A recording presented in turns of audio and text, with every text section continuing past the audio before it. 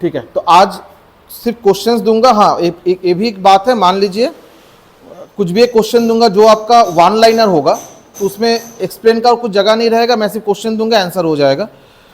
उसके बाहर जो जो टॉपिक में एक्स्ट्रा कुछ पॉइंट्स रहेगा वो मैं ऐसे ही वर्बली बोलूंगा, काइंडली अपने भाषा में उसको नोट कर लीजिएगा, ठीक है। ओके, तो पहले क्योंकि हम लोग को पता है बायोलॉजी आपका हो गया, केमिस्ट्री हो गया, फिजिक्स हो गया, तो पहले हम लोग बायोलॉजी से स्टार्ट करते हैं, ठीक है। तो पहला क्वेश्चन लिखिएगा, एक बुक का नाम है जेनेरा,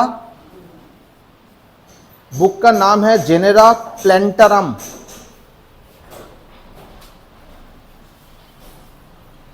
जेनेरा प्लैंटरम, इसका ऑथर कौन है? इस बुक को कौन लिखा है? जेनेरा प्लैंटरम। ये बायोलॉजी का क्वेश्चन है। क्लासिफिकेशन ऑफ लिविंग ऑर्गेनिज्म बोल के एक चैप्टर है जिसका एक बेसिक क्वेश्चन है, जेनेरा प्लैंटरम का ऑथर कौन है या राइटर कौन है? इसका आंसर होगा आपका कैरोलस लिनियस। क्या बोले थे? चार्ल्स बेबेज और डार्विन। Carolus Linnaeus.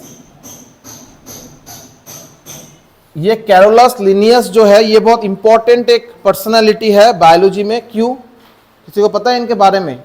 ये और एक चीज के लिए बहुत फेमस है और एक बहुत कॉमन क्वेश्चन आता है एग्जाम में कैरोलस लिनियस को लेके।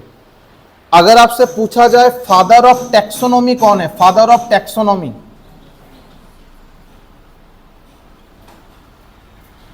फादर ऑफ टैक्सोनॉमी कौन है? आंसर आपका कैरोलस लिनियस ही होगा। तो कैरोलस, इसको भी नोट डाउन कर लीजिए। जेनेरा प्लैंटरम का ऑथर है कैरोलस लिनियस और फादर ऑफ टैक्सोनॉमी भी मैं बोलूंगा कैरोलस लिनियस ही है। हो गया।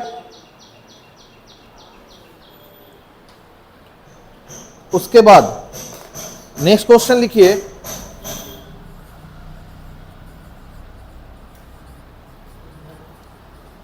As of trees is determined bye.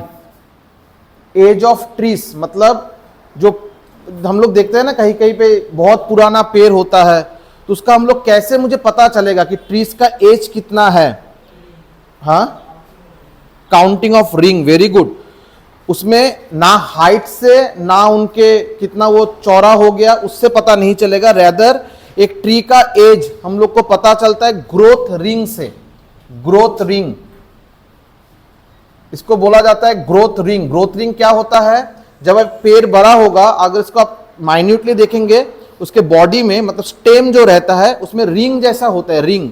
और रिंग को अगर मैं उसको देखूं तब मुझे पता चलेगा कि हाँ ये पेड़ इतना पुराना है। बिकॉज ऑब्वियस बात है, बनियान ट्री जो होता है 150 साल 100 साल पुराना होता है, तो उसमें जो रिंग जो फॉर्मेशन होता है बॉडी में, उससे काउंटिंग करके या उसका कुछ डेफिनेट मेथोडोलॉजी होगा, लेकिन ये ग्रोथ रिंग से पता चलता है कि आपका वो पेड़ कितना पुराना है। तो ग्रोथ रिंग से हम लोग को पेड़ का एज के बारे में पता रहेगा, ठीक है। एक इंपॉर्टेंट क्वेश्चन है, एनिमल सेल, मैं सिर्फ शॉर्ट फॉर्म में लिख रहा हूं, मैं क्वेश्चन को ज्यादा एक्सप्लेन नहीं करूंगा, आपको सिर्फ याद रखना होगा। एनिमल सेल और प्लांट सेल दोनों में कुछ कुछ डिफरेंस है। डिफरेंस आपका 7-8 डिफरेंस आता है जो हम लोग स्कूल में सीखे होंगे। मेन डिफरेंस क्या है प्लांट सेल और एनिमल सेल में? मेन डिफरेंस क्या है? Cell wall, very good. आपका क्या होता है, जब एनिमल सेल होगा, हम लोग का जो सेल है, एक सेल जो है उस सेल में न्यूक्लियस रहता है और भी कुछ कुछ चीज रहता है ना, तो उसमें हम लोग का सेल में कुछ वाल नहीं रहता है, ऐसा अलग से एक वाल नहीं रहता है जो एनिमल सेल में रहता है। एनिमल सेल में आपको एक सेल का एक वाल रहेगा जो प्लांट सेल में रहता है, एनिमल सेल में नहीं रहता है। तो आपका प्लांट सेल और एनिमल सेल को मेन डिस्टिंग्विश कैसे किया जाता है? सेल वाल है कि नहीं। अगर सेल वाल है तब वो प्लांट सेल है, अगर सेल वाल नहीं है तो वो एनिमल सेल है। और एक क्वेश्चन आता है सेल वाल से लेके कि सेल वाल किससे बनता है? Cell wall is made by, किससे बनता है? क्या बोले answer? Cell wall is made of cellulose is the correct answer. Cellulose से आपका सेल वॉल बनता है।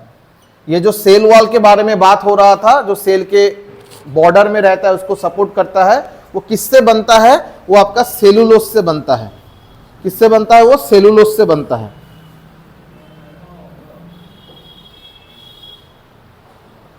ठीक है।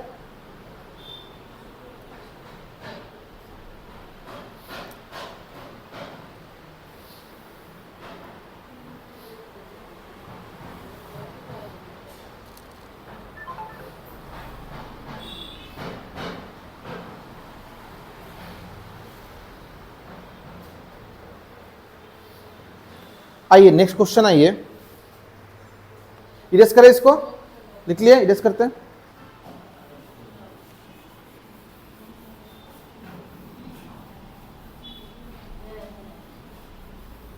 ये टैक्सोनॉमी जो मैं लिखा था, कैरोलस लिनियस को फादर ऑफ टैक्सोनॉमी बोला जाता है।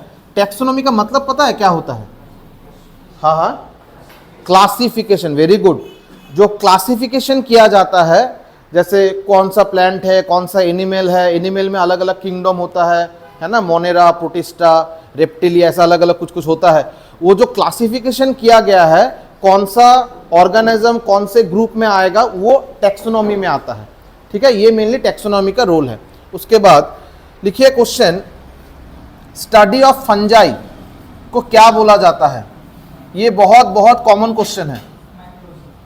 स्टडी ऑफ फंजाई को क्या बोला जाता है? Answer will B mycology. Study of fungi को बोला जाता है mycology. Study of fungi is called mycology. Raising of crop plant, जो क्रॉप्स होता है ना, जो हम लोग छोटे छोटे पेड़ पौधे जो उगाते हैं, क्रॉप्स को बढ़ाते जो है, इसको, इस प्रोसेस को क्या बोला जाता है? Raising of crop plants. इसका नाम क्या होता है? Practice of raising crop plants, इसका नाम क्या होता है? हाँ, इसका नाम होता है एग्रोनॉमी। इसका नाम होता है एग्रोनॉमी। क्रॉप प्लांट में समझ में आया ना, जो छोटा छोटा जो पेड़ पौधा होता है, जो उसको जो बड़ा करने का जो तरीका है, इसको बोला जाता है एग्रोनॉमी। उसके बाद फादर ऑफ बायोलॉजी किसको बोला जाता है? फादर ऑफ बायोलॉजी, हाँ, फादर ऑफ बायोलॉजी किसको बोला जाता है? दो बार डार्विन नाम बोल दिए हैं, अफसोस डार्विन होगा नहीं। Answer is Aristotle.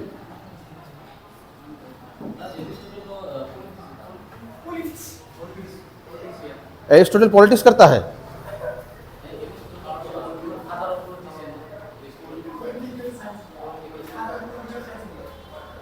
हो सकता है, हो सकता है, मुझे पता नहीं। हाँ, हो सकता है। फादर ऑफ बायोलॉजी बोला जाता है एरिस्टोटल को। ठीक है, ये बहुत इंपॉर्टेंट है। मुझे एग्जैक्टली 5 किंगडम का नाम नहीं पता। जैसे बायोलॉजी कौन कौन था?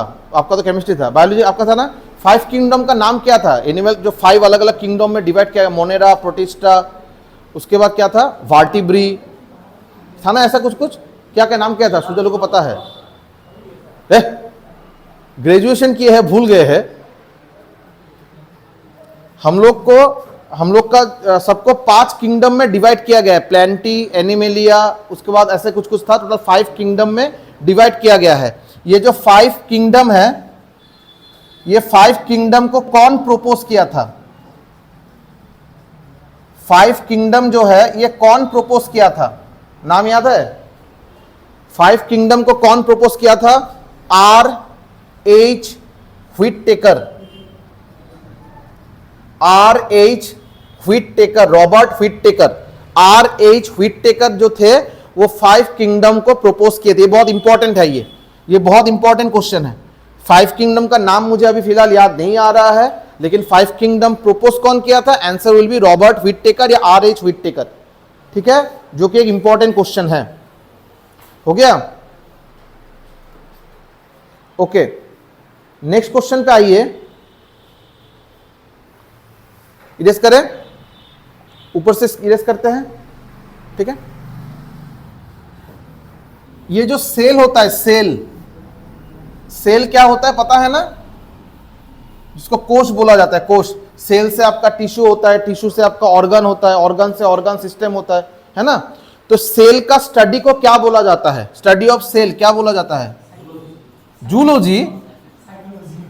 स्टडी ऑफ सेल को क्या बोला जाता है, बहुत इंपॉर्टेंट है, साइटोलॉजी। स्टडी ऑफ सेल को बोला जाता है साइटोलॉजी, ये बहुत इंपॉर्टेंट है। स्टडी ऑफ सेल को क्या बोला जाता है, cytology is the answer.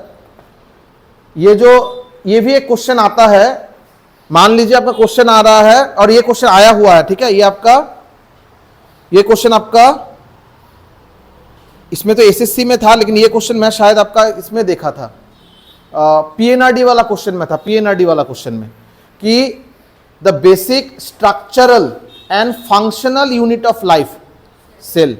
Basic structural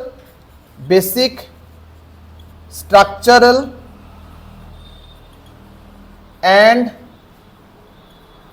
functional unit of life किसको बोला जाता है, सेल। आपका ऑप्शन में रह सकता है टिश्यू, ऑर्गन सिस्टम, ऐसा कुछ रहेगा, लेकिन बेसिक आपका सब कुछ हम लोग का जो पहला जो सेल होता है, ये सब कोई जानते होंगे, या इसका नाम आप लोग को शायद जो लोग साइंस बैकग्राउंड से नहीं उन लोग को नहीं पता होगा। जो मां के गर्भ में जो बच्चा का जो पहला सेल होता है उसका नाम क्या होता है, zygote. Zygote is a single cell चीज है। उसके बाद वो जाइगोट से सेल डिवीजन होते होते 9 महीना या 10 महीना तक गर्भ में रहने के बाद हम लोग जब आते हैं तो हम लोग एक मल्टी सेलुलर ऑर्गेनिज्म होते हैं, लेकिन हम लोग का शुरू होता है सिंगल सेल से, जिसको बोला जाता है जाइगोट। ठीक है, तो ये जो सेल है, this is the structural and functional unit of life. मतलब एक सेल में आपको उस सेल से ही सब कुछ बाद में पूरा बॉडी बनता है, एक सेल से। This is the structural and functional unit of life. उसके बाद कभी कभी देखिएगा, मान लीजिए हाथ में कहीं पे कट गया, हाथ में कट गया है, तो कट जाने से ये वाला जगह जब खून निकलेगा, खून निकलने के बाद जगह सूख जाएगा। सूखने के बाद देखिए ऊपर में एक कवरिंग आ जाता है, जो धीरे धीरे वो भी निकल जाता है। कवरिंग जो कवरिंग आ जाता है ऊपर में, वो तो डेड सेल है, वो तो डेड सेल है। जब बॉडी में कोई डेड सेल होता है या डेड टिश्यू होता है, सेल या टिश्यू का मरना या डेड हो जाना, इस प्रोसेस को क्या बोलते हैं, इसका नाम क्या है? सेल और टिश्यू का जो death within a living body,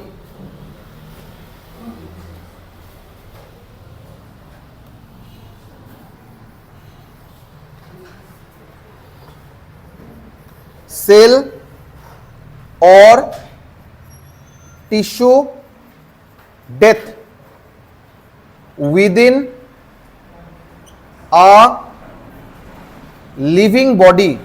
एक लिविंग बॉडी में जब कोई सेल या टिश्यू डेथ हो जाता है, उसको क्या बोला जाता है पता है? इसको बोला जाता है नेक्रोसिस। इसको बोला जाता है नेक्रोसिस। ये वर्ड याद रखिएगा, नेक्रोसिस। नेक्रोसिस मतलब जब कोई सेल या टिश्यू मर जाता है तो उसको बोला जाता है नेक्रोसिस। ठीक है, उसको बोला जाता है नेक्रोसिस। ये तो हाई सेकेंडरी में ये वाला क्वेश्चन आया था, पावर हाउस ऑफ सेल। दरअसल इधर बैठ सकते हैं, आपको गर्मी कम लगेगा, नहीं तो ज्यादा गर्मी लगेगा। नहीं मतलब मैं बोल रहा पंखा का इस साइड, आप निजाम के साइड में बैठेंगे तो थोड़ा ठीक। तो उसके बाद आपका पावर हाउस ऑफ सेल किसको बोलते हैं? माइटोकॉन्ड्रिया। तो ये लिख नहीं रहे, ठीक है। Mitochondria is called the power house of cell. ठीक है, उसके बाद डीएनए, शरीर में डीएनए होता है। डीएनए होता है, डीएनए का full form deoxy ribo nucleic acid. RNA का full form ribo nucleic acid. पहली बार डीएनए को कौन स्टडी किया था? Who was the first one to study DNA? पहले बार डीएनए को एनालाइज कौन किया था for the first time? DNA को एनालाइज पहले कौन किया था?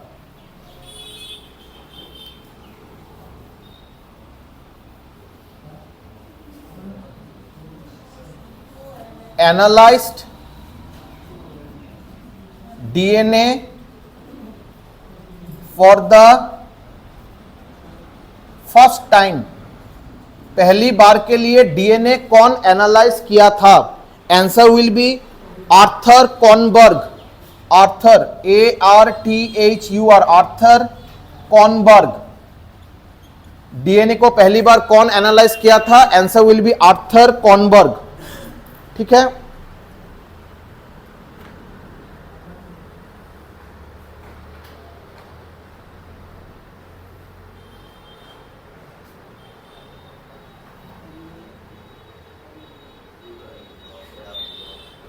हाँ ये बहुत एक इंपॉर्टेंट है, इसको यूज करें।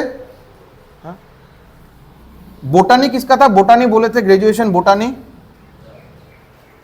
आपका था ना।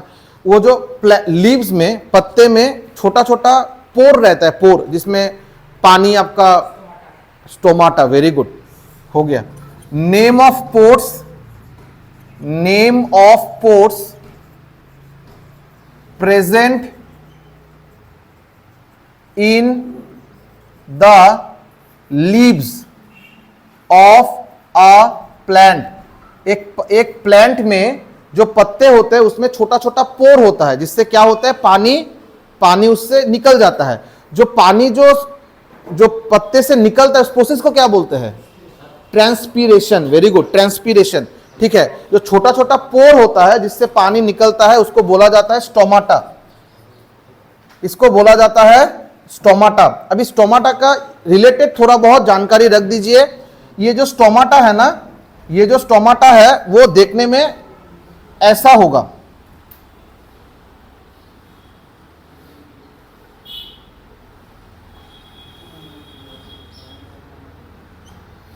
ठीक है, ये पोर है।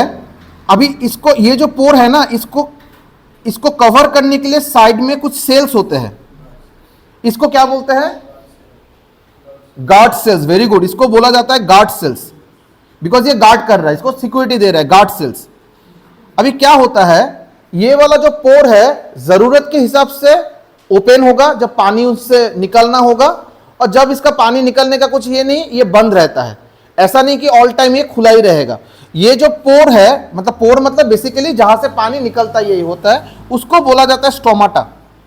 इसको बोला जाता है स्टोमाटा, और इसको जो प्रोटेक्शन देता है इसको बोला जाएगा गार्ड सेल। ये मैं क्वेश्चन देखा था कि गार्ड सेल कहां पे रहता है, उसमें जैसे दिया ह्यूमन बॉडी दिया था, प्लांट लीव्स दिया था, प्लांट स्टेम दिया था, ऐसे अलग अलग दिया था। तो गार्ड सेल आपको हमेशा प्लांट के लीव्स में ही मिलेगा। ठीक है, और वो उसका काम क्या होता है? स्टोमाटा को, मतलब उसको बंद करना या ओपन करना। ठीक है, साथ ही साथ ये वाला इंपॉर्टेंट जो ऑलरेडी निहिर बोला है, ये जो स्टोमाटा है इससे पानी निकलता है, इस प्रोसेस को क्या बोला जाता है? ट्रांसपीरेशन। इसको बोला जाता है ट्रांसपीरेशन। ये बहुत इंपॉर्टेंट वर्ड है, ट्रांसपीरेशन।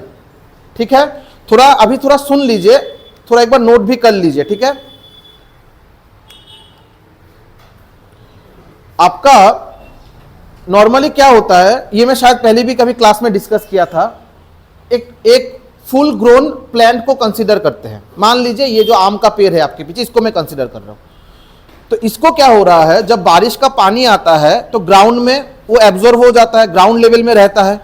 उससे रूट जो होगा, प्लांट का जो रूट को क्या बोलते हैं हिंदी में? जड़ जो होगा, जो रूट जो होगा, ये रूट आपका उससे पानी उसको एब्जॉर्ब करेगा। अभी मुझे एक चीज बताइए, नॉर्मली हम सबको पता है कोई भी चीज आप ऊपर से छोड़ेंगे वो नीचे आएगा ड्यू टू ग्रेविटी। तो ये वाला पानी नीचे से ऊपर कैसे जा रहा है? ऑस्मोसिस। वेरी गुड, ये जो प्रोसेस होता है दिस इज ऑस्मोसिस, जिस प्रोसेस से ग्राउंड वाटर का पानी रूट के थ्रू पानी के स्टेम, जो पूरा पेड़ है, ये जो आपका, हाँ ना वो तो जाइलम होगा, वो तो टिश्यू है आपका। ये जो पेड़ है, ये जो पेड़ है, तो ये तो आपका, ये इसमें रूट है आपका, इसमें रूट है, तो इसमें आपका पानी है, मिनरल्स है। तो ये मिनरल्स और पानी कहां से आएगा? ये रूट के थ्रू, आपके स्टेम के थ्रू जाएगा, उसके बाद हर एक ब्रांच में जाएगा, पत्ता में जाएगा, होगा। जिस प्रोसेस से जाता है ये जो पानी जो है, ये पानी एक पानी है, ये पानी आपके रूट के अंदर जाएगा, जिस प्रोसेस से रूट के अंदर जाएगा, और उसके बाद रूट के अंदर जो जाएगा दैट इज आपका ऑस्मोसिस। अभी इसमें एक इंपॉर्टेंट बात है, ये क्वेश्चन भी बहुत इंपॉर्टेंट है, समझ लीजिए। दो चीज होता है, एक होता है ऑस्मोसिस और एक होता है डिफ्यूजन। एक होता है ऑस्मोसिस, एक होता है डिफ्यूजन। ये ऑस्मोसिस और डिफ्यूजन के बीच में डिफरेंस क्या है ना? दोनों ही ग्रेडियंट के लिए है, दोनों ही ग्रेडियंट है। मान लीजिए डिफ्यूजन और ऑस्मोसिस का ऐसे समझ लीजिए, मान लीजिए मैं इधर एक बॉर्डर कर देता हूं, एक मैं बॉर्डर कर देता हूं, और आप लोग देखे होंगे ऐसा मेरे घर के सामने भी होता है, गांव में तो बहुत ज्यादा होगा। जब अभी इस टाइम में जब पानी कम होने लगता है तो बहुत कोई औरत मिलके ये मिलके मछली मारने जाते हैं फील्ड में। तो मछली मारने से पहले जिस जगह पे वो लोग मछली मारेंगे वो क्या करेंगे, उससे पहले एक बॉर्डर दे देंगे, माटी वाटी से एक बॉर्डर दे देंगे। उसके बाद इधर का सब पानी लेके उधर उसको फेंकेंगे, वो जगह खाली हो जाएगा, मछली मारेंगे, और जाते टाइम शाम जब हो जाएगा, जाते टाइम वो मिट्टी को फिर से हटा देगा, उधर का पानी इधर आ जाएगा फिर से। अभी देखिए उसको ले लिया, ठीक है। अभी जब पानी का जब बॉर्डर जो उसको हटा दिए, तब पानी ऊपर से लेके नीचे आ गया, क्यों आया? हाँ, दिस इज डिफ्यूजन।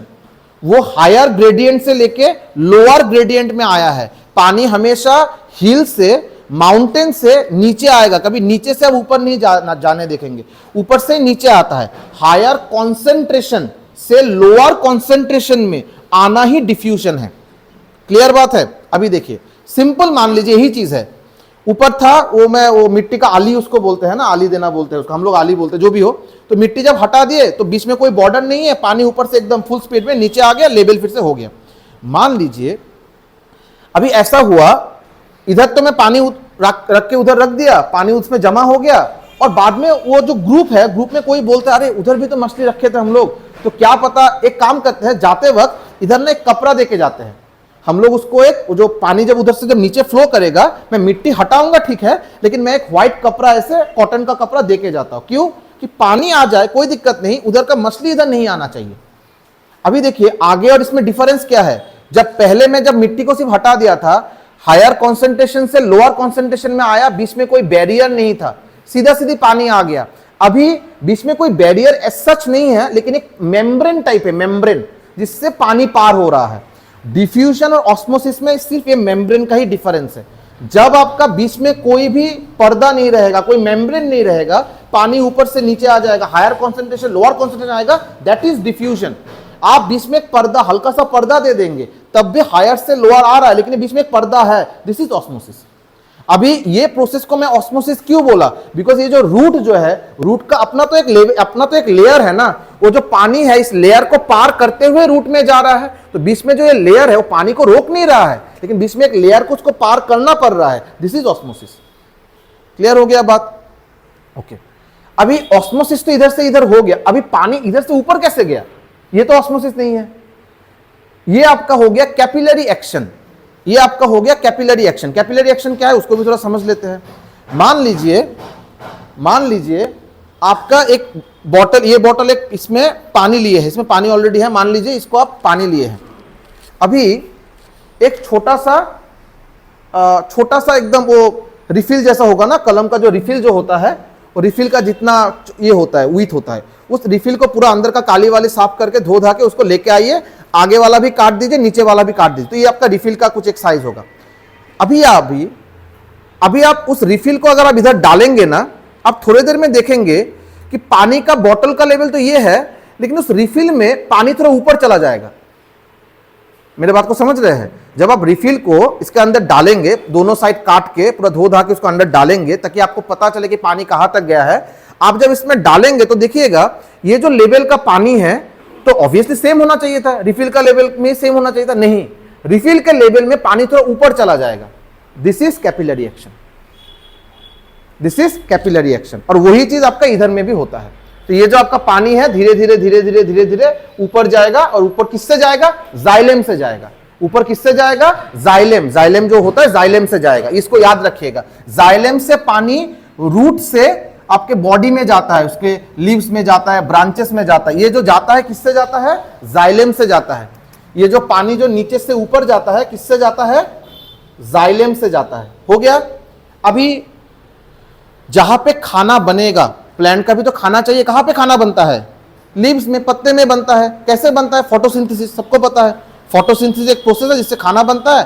क्लोरोफिल एक ग्रीन पिगमेंट होता है, इधर से मिनरल जाता है, सनलाइट आता है, वो जो क्लोरोफिल मिलके खाने के साथ ये होगा, सनलाइट का हेल्प लिया जाएगा, फोटोसिंथेसिस होगा, खाना बनेगा।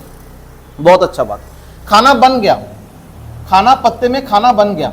अब ये खाना तो पूरा बॉडी में डिस्ट्रीब्यूट करना होगा, उस प्रोसेस को क्या बोलते हैं? इस अभी तक दो प्रोसेस किए हैं, ऑस्मोसिस, कैपिलरी एक्शन। अभी खाना बन गया, प्रोसेस का नाम है फोटोसिंथेसिस। अभी खाना बनने के बाद वो प्लांट से खाना पूरा बॉडी में भी डिस्ट्रीब्यूट होगा। नाम, नेम ऑफ द प्रोसेस बोटानी वाले बोलिए। ना फ्लोएम तो प्रोसेस नहीं है, फ्लोएम से जाता है। जैसे इधर से जाइलेम से आया था, अभी वो खाना फ्लोएम से डिस्ट्रीब्यूट होगा, फ्लोएम से डिस्ट्रीब्यूट होगा। फ्लोएम को क्या बोलेंगे? इसको क्या बोलते हैं? इसको जाइलेम और फ्लोएम को क्या बोलते हैं? ये क्या है जाइलेम और फ्लोएम? मीडियम है, इसका और एक नाम है, मैं भूल जा रहा हूं। जाइलेम और फ्लोएम को बोला जाता है, ये मैं भूल रहा हूं, जाइलेम और फ्लोएम को कुछ एक नाम है, जो भी हो, ठीक है। तो हाँ, जाइलेम से आपका खाना मतलब पानी और मिनरल्स ऊपर जाता है, लिप्स तक जाएगा, लिप्स में खाना बनेगा। वो खाना डिस्ट्रीब्यूट कौन करेगा? फ्लोएम करेगा। डिस्ट्रीब्यूट कौन करेगा? फ्लोएम करेगा। लेकिन मेरा सवाल वो नहीं है, सवाल मेरा ये है, ये जो डिस्ट्रीब्यूशन हो रहा है, इस प्रोसेस का नाम क्या है? इस प्रोसेस का नाम है आपका ट्रांसलोकेशन। ट्रांसलोकेशन, ट्रांसलोकेशन हो गया। खाना डिस्ट्रीब्यूट होने का प्रोसेस का नाम है ट्रांसलोकेशन। अभी खाना वाना बन गया, एक्स्ट्रा अमाउंट ऑफ वाटर ये स्टोमाटा से बाहर चला जाएगा। Name of the process transpiration. ये सब प्रोसेस मिलके daily on a daily basis plant में खाना बनता है, ठीक है। ऑस्मोसिस से पानी आएगा, पानी रूट से आपको ऊपर जाएगा, कैपिलरी एक्शन, पत्ते में खाना बनेगा, फोटोसिंथेसिस, फोटोसिंथेसिस खाना जो बनेगा वो डिस्ट्रीब्यूट होगा, translocation, excess amount of water will be release to the environment, name of the process transpiration. Clear हो गया? इसको याद रखिएगा। ओके, ऑस्मोसिस हो गया, डिवीजन हो गया, ये लेके हो गया। Okay, very good. थोड़ा बहुत लिख लीजिए अपने भाषा में, थोड़ा लिख लीजिए।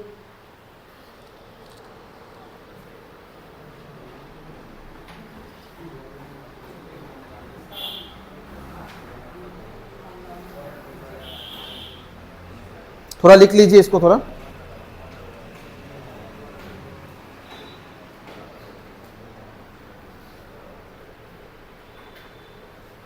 हाँ, ये बहुत इंपॉर्टेंट है। सुइसाइडल बैग ऑफ सेल किसको बोला जाता है? हाँ, lysosome. Very good. Suicidal bag of cell, suicide करता है, सुइसाइडल बैग ऑफ सेल्स, इसका नाम क्या होगा? लाइसोसोम्स। इसका नाम होगा लाइसोसोम्स, ठीक है।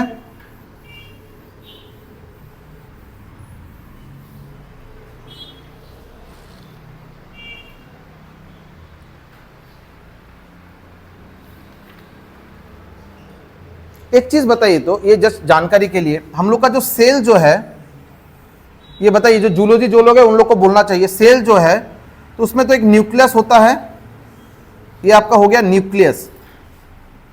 हर एक सेल में हम लोग का न्यूक्लियस रहेगा। तो न्यूक्लियस के इधर बहुत सारे आपका सेल ऑर्गेनेलिस रहता है, बहुत सारा, एंडोप्लाज्मिक रेटिकुलम, गोल्गी एपैरेटस, क्या क्या था मैं भी भूल गया, माइटोकॉन्ड्रिया, राइबोसोम, बहुत कुछ होता है। अभी ये जो इसमें एक लिक्विड है, लिक्विड, हाँ, साइटोप्लाज्म, इसका और कुछ नाम है? इसको बोला जाता है, जिस लिक्विड में ये सब सेल ऑर्गेनेलिस रहता है, उस लिक्विड का नाम है आपका साइटोप्लाज्म। अब ये जो न्यूक्लियस है, न्यूक्लियस, न्यूक्लियस के अंदर भी लिक्विड है, जिसमें न्यूक्लियस के अंदर वाला चीज रहता है, हाँ, न्यूक्लियोलास या न्यूक्लियोप्लाज्म, न्यूक्लियोप्लाज्म। प्रोटोप्लाज्म क्या होता है? प्रोटोप्लाज्म वो थोड़ा देखिएगा, प्रोटोप्लाज्म क्या होता है, ये थोड़ा सर्च कीजिएगा। सब मैं ही बोल दूंगा तो आप लोग क्या सर्च करेंगे? हाँ हाँ, देखिएगा, भूल गए इसलिए तो देखिए, देखने बोले। ये आपका जितना भी सेल ऑर्गेनेलिस, सेल ऑर्गेनेलिस मतलब एक सेल में बहुत कुछ रहता है इंक्लूडिंग न्यूक्लियस, उसको बोला जाता है सेल ऑर्गेनेलिस। इसको बोला जाता है सेल ऑर्गेनेलिस। ये सब जिस लिक्विड में तैरता रहता है, वो मतलब ऐसे स्विमिंग करता रहता है, फ्लोट करता रहता है, जो लिक्विड आपका न्यूक्लियस के बाहर है लेकिन सेल के अंदर, इसको बोला जाता है साइटोप्लाज्म, और न्यूक्लियस के अंदर जो है दैट इज न्यूक्लियोप्लाज्म। ठीक है, इसको याद रखिएगा।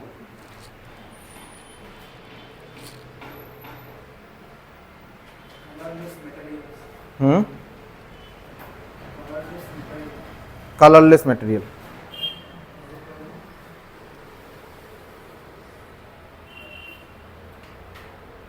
एड्स, एड्स का फुल फॉर्म क्या है? एड्स, एड्स का फुल फॉर्म ये तो बोलना चाहिए। Very good.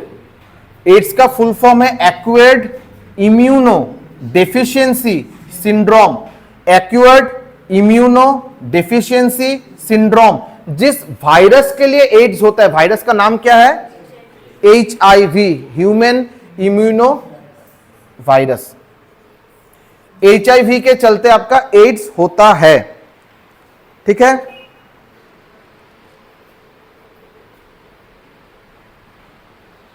ये बहुत इंपॉर्टेंट है, इरेज करें इसको। ये जो पोलियो सुनते हैं ना, पोलियो देते हैं बच्चे को, पोलियो का एक ये होता है, शेड्यूल होता है, उस हिसाब से पोलियो दिया जाता है। जिनको पोलियो हो जाता है, भगवान ना करे किसी को हो, जिनको पोलियो हो जाता है, वो पोलियो किस लिए होता है? ये वायरस से चलते, बैक्टीरिया के चलते, फंजाई के चलते कि एल्गाई के चलते? Polio, polio is a virus. Polio किसके लिए होता है? एक वायरस के चलते होता है। पोलियो किस लिए होता है? वायरस के चलते होता है। ठीक है,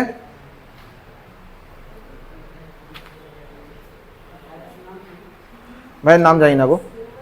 पोलियो एक वायरस, वायरल डिजीज है। रेबिस, रेबिस ये भी एक वायरल डिजीज है।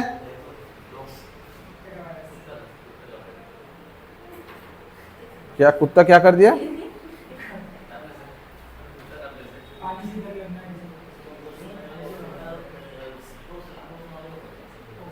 कॉमन कोल्ड, जो हम लोग का जो सर्दी वर्दी जुकाम होता है, कॉमन कोल्ड, ये भी आपका एक वायरस के चलते होता है। पोलियो, रेबीज, कॉमन कोल्ड, ये सब वायरस के चलते ही होता है।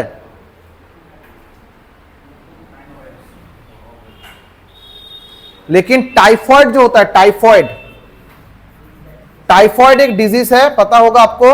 ये होता है लेकिन बैक्टीरिया के चलते। टाइफॉइड जो होता है ये बैक्टीरियल डिजीज है, लेकिन ये ऊपर का तीनों जो है वो वायरल डिजीज है। और ये टाइफॉइड का बैक्टीरिया पूछा जा सकता है। हाँ हाँ, टाइफॉइड जिस बैक्टीरिया से होता है, इस बैक्टीरिया का नाम है सल्मोनेला टाइफी। सल्मोनेला टाइफी ये है बैक्टीरिया जिसके चलते टाइफॉइड होता है। ठीक है,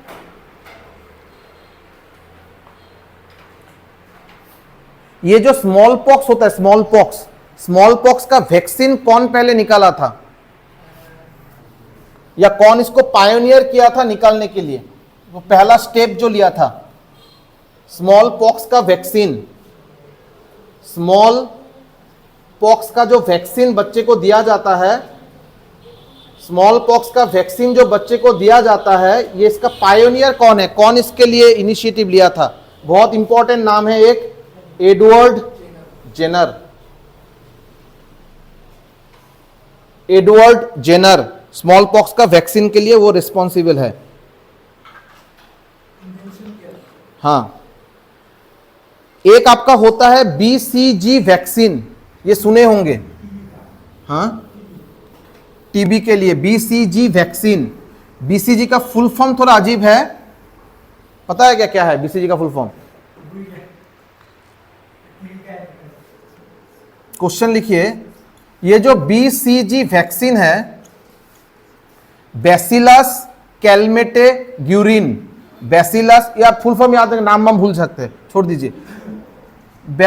BCG जो वैक्सीन है वो बच्चा जन्म होने के कितने टाइम के अंदर देना जरूरी है? इमीडिएटली, 7 दिन के अंदर, 6 महीना के अंदर, कि 48 आवर्स के अंदर? बेसिलस वैक्सीन बच्चा जन्म होते कितने दिन के अंदर देना जरूरी है? 6 महीना, 7 दिन, 48 आवर्स, इमीडिएटली आफ्टर बर्थ, जन्म होने के तुरंत बाद? इमीडिएटली तो होगा नहीं, किसी को देखे नहीं, साथ ही साथ देते, मेरा बच्चा को भी नहीं देखे। ये आपका, हाँ, with in 48 hours, with in 48 hours, मतलब नेक्स्ट 2 दिन के अंदर उनको बीसीजी वैक्सीन देना पड़ेगा बच्चे को, ठीक है?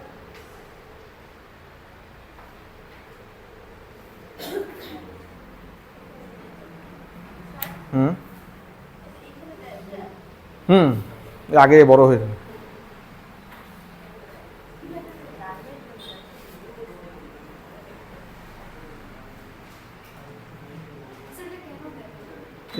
बीसीजी टीबी,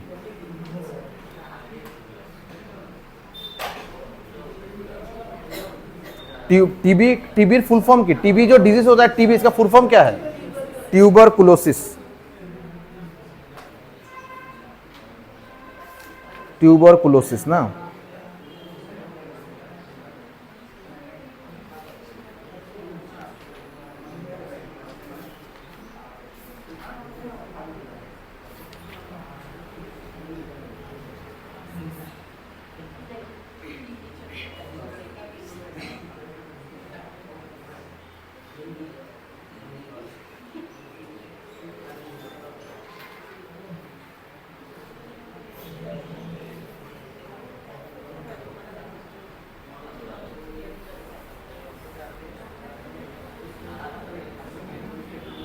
ये क्वेश्चन इंपॉर्टेंट है, लिखिए। जो पत्ते में जो ग्रीन पिगमेंट होता है, थोड़ा सुनिएगा, पत्ते में जो ग्रीन पिगमेंट होता है, वो ग्रीन पिगमेंट का नाम क्या है? क्लोरोफिल। ग्रीन पिगमेंट का नाम है आपका क्लोरोफिल, जो आपको फोटोसिंथेसिस में बहुत यूजफुल है। क्वेश्चन ये है कि क्लोरोफिल में क्या मिलता है? आयरन, मैग्नीशियम, कोबाल्ट ना जिंक?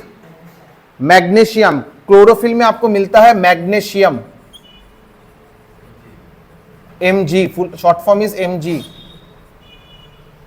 क्लोरोफिल में आपको क्या मिलता है? मैग्नीशियम। मैग्नीशियम एलिमेंट आपको क्लोरोफिल में मिलता है। मैं वो सब क्वेश्चन ही बोल रहा हूं जो मुझे इंपॉर्टेंट लग रहा है, ठीक है?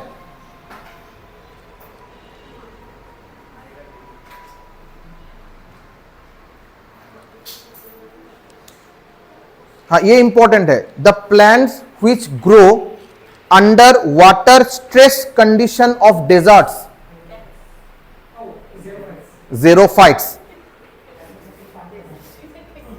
प्लांट्स दैट ग्रो, मैं ज्यादा डिटेल में ऐसे लिखता हूं, plants that grow in deserts. Desert में क्या होता है? उसमें पानी का बहुत कमी होता है, जो कैक्टस जैसे होता है, कैक्टस। तो जो सब प्लांट बहुत कम पानी में भी ग्रो कर सकता है, उसको क्या बोला जाता है? xerophytes। उसको बोला जाता है xerophytes, ठीक है? अभी एक चीज देखिए, आपका total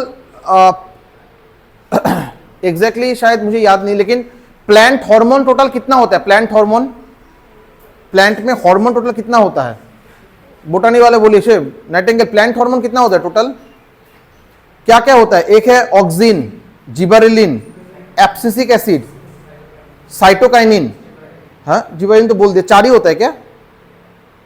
auxin, gibberellin, abscisic acid, cytokinin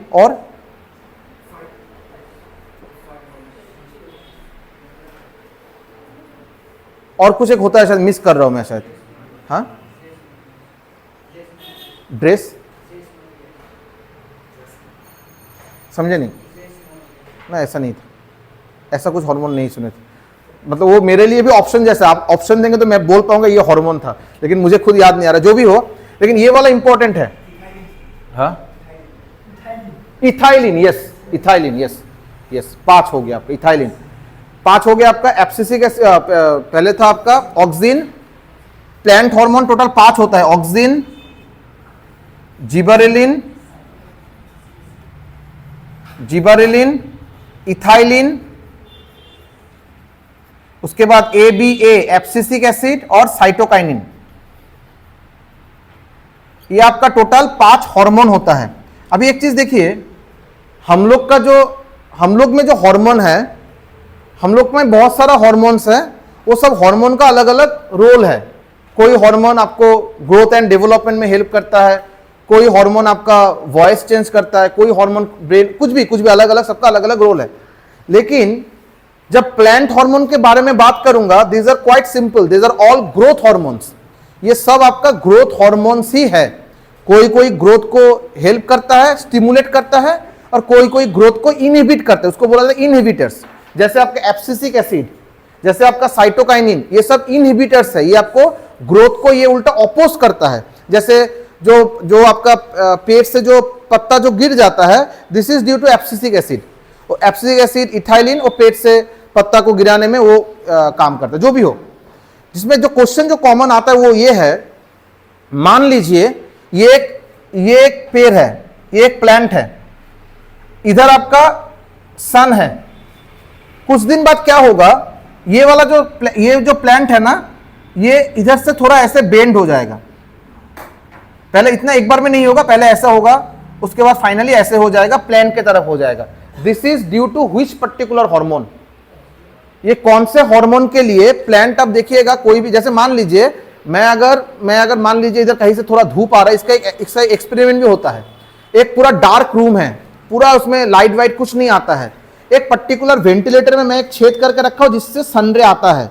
आप उसमें एक प्लांट रख दीजिए, प्लांट सीधा है, कुछ दिन बाद आप दरवाजा खोल के देखिएगा, वो प्लांट आपका जिस तरीके से, जिस जगह से ये आता है, सनलाइट आता है, प्लांट अपने आप उस डायरेक्शन में अपना मुंडी कर लिया है। तो this is due to which particular hormone. ये आपका बेसिकली होता है ऑक्सिन के लिए। ऑक्सिन, हाँ, टिप में रहता है, टिप में नहीं रहता, एक्चुअली टिप में नहीं रहता है। ऑक्सिन कैसे काम करता है देखिए, इसका बहुत लोगों का इसमें गलत थोड़ा कंसेप्ट होता है। सब सोचता है ऑक्सिन उसको हेल्प करता है उधर जाने के लिए, ना, एक्चुअली ऑक्सिन उसके अगेंस्ट में है। लेकिन वो फाइनली जैसे क्या होता है, मान लीजिए ये आपका एक प्लांट है, ठीक है, उसका टिप में आपका पहले ऑक्सिन रहेगा, एकदम स्टार्टिंग में ऑक्सिन रहेगा।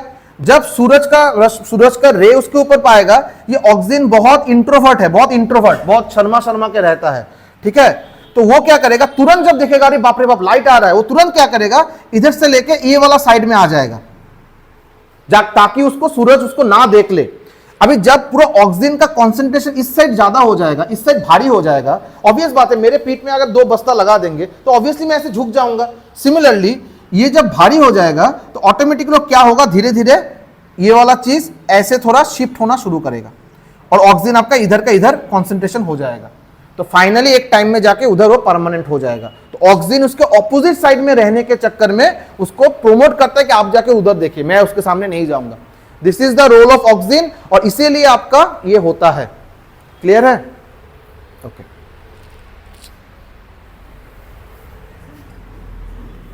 ये 5 नाम लिख के रखे हैं, आपका हो सकता है क्वेश्चन में हार्मोन का बोले कि इसमें से कौन सा आपका प्लांट हार्मोन नहीं है, तो अब नाम पता है तो इजीली आप जो ऑड वन है उसको टिक कर पाएंगे। ठीक है,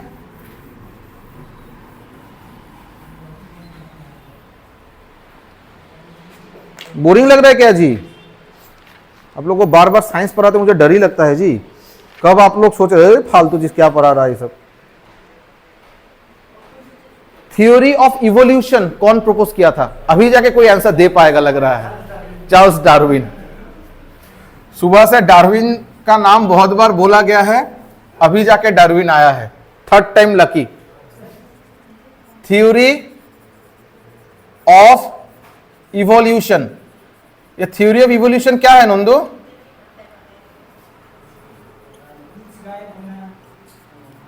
इसका इवोल्यूशन का बहुत सिंपल सा बात है, पहले मैं आप सब बंदर थे, अभी हम लोग आदमी जैसे हो गए हैं, इवॉल्व होते होते हजारों साल लगा उससे इधर आने में, दिस इज इवोल्यूशन।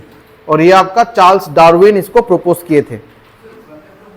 हाँ, वो किसी एक दिन वंस एक दिन सुबह सुबह उठ के देख रहे कि मैं इंसान बन गया हूं, वो ऐसा नहीं हुआ है। पहले वो आपका एक टेल हुआ करता था, टेल धीरे धीरे गायब हुआ, आकार हम लोग का बहुत बड़ा होता था, इसलिए बाद में छोटा हुआ, तो उसके चलते अश्वत्थामा, वो कल की मूवी देखे हैं, उसमें अश्वत्थामा का साइज वो इससे ज्यादा बड़ा क्यों दिखा है, प्रभास से क्यों ज्यादा बड़ा दिखाया गया है? भगवान था इसलिए ना। उस टाइम में हम लोग का एवरेज साइज था, एवरेज हाइट हम लोग का 7 फुट 5 इंच हुआ करता था। धीरे धीरे मेरे जैसा हाइट हो गया है पहले, लेकिन उस जमाने में मेरा अगर पुनर्जन्म है तब भी मैं भी लंबा हुआ करता था, अभी मैं थोड़ा नाटा हो गया हूं। ठीक है,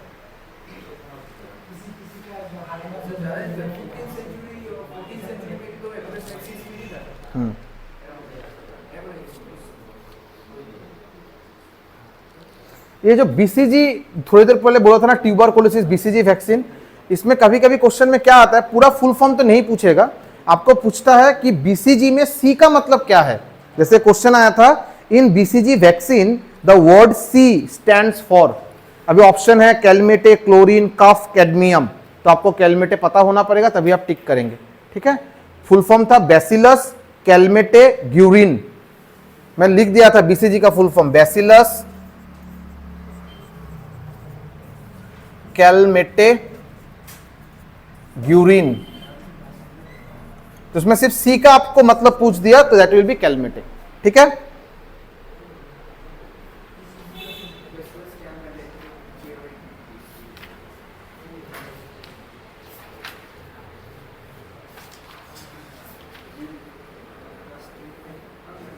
स्टडी ऑफ इंसेक्ट क्या बोलते हैं, स्टडी ऑफ इंसेक्ट, हाँ, entomology.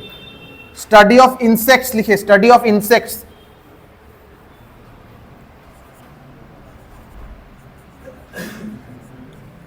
Study of insects, entomology. Study of ants, study of ants,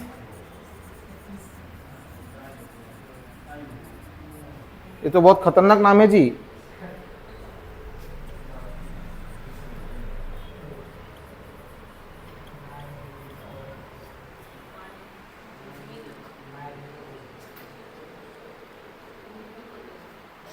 ये जो कान का ये वाला जो जगह है, ये वाला जगह, तो ये क्या है, हड्डी है, बोन है? हाँ, ये कार्टिलेज है, ये ना हड्डी है ना बोन है, ये कार्टिलेज है। इसको क्या बोला जाता है? पिन्ना, इसको बोला जाता है पिन्ना। ठीक है, एक्सटर्नल ईयर, एक्सटर्नल ईयर, इसको यह है एक्सटर्नल ईयर जिसका नाम है पिन्ना। ठीक है, और इसको क्या बोला जाता है? इसको ये वाला जगह जो है, ये भी आपका हड्डी भी नहीं है, बोन भी नहीं है, ये भी कार्टिलेज है, ये भी कार्टिलेज। इसको क्या बोला जाता है? मोटा आदमी थोड़ा ज्यादा होता है, कम आदमी, पतला आदमी थोड़ा कम होता है, लेकिन होता सबका है। इसको कॉकिक्स, इसको बोला जाता है कॉकिक्स, इसको बोला जाता है कॉकिक्स, इसको बोला जाता है पिन्ना। क्या सब नाम है ना, नाक और कान ही ठीक है, क्या कॉकिक्स और पिन्ना पढ़ेंगे।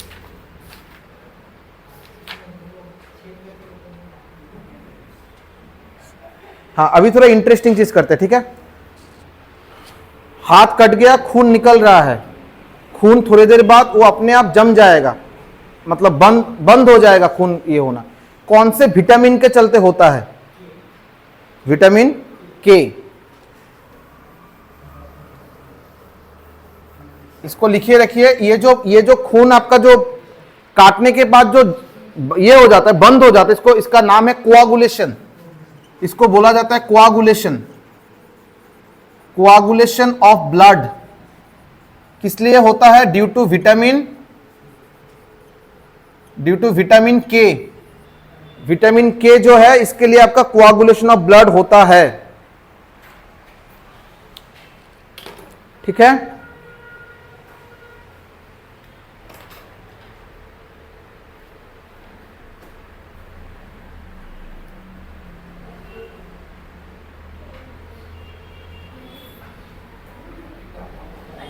ये जो दांत होते हैं, टीथ, और ये बोन, इसको स्ट्रेंथ कौन से एलिमेंट से मिलता है? टीथ और बोन का मेन एलिमेंट कौन है जिससे वो हार्डनेस मतलब बरकरार रहता है?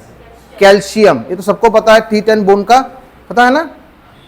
थोड़ा जोर से हाँ कीजिए। मतलब धीरे धीरे हाँ करता है।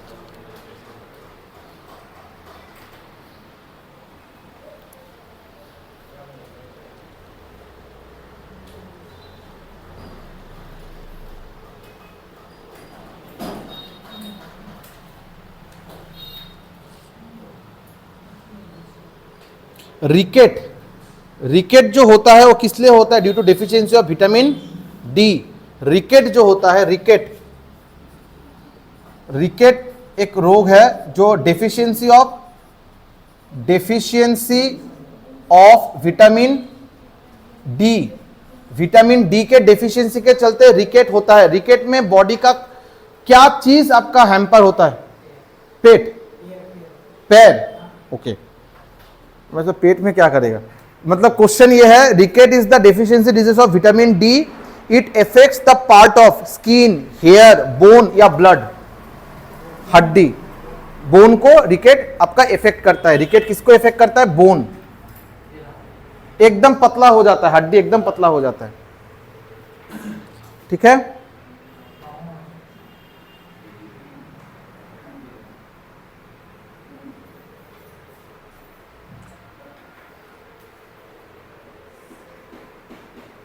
जब हम लोग वेजिटेबल को पानी से ज्यादा धोते हैं तो कौन सा विटामिन उससे रिमूव होने का चांस रहता है? सी। जब आप वेजिटेबल को पानी से ज्यादा वॉश करेंगे, द विटामिन जो लॉस हो सकता है that is vitamin C.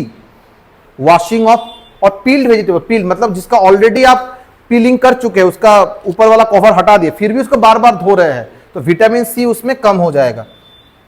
Washing of peeled vegetable क्या लॉस करेगा? विटामिन सी, ठीक है।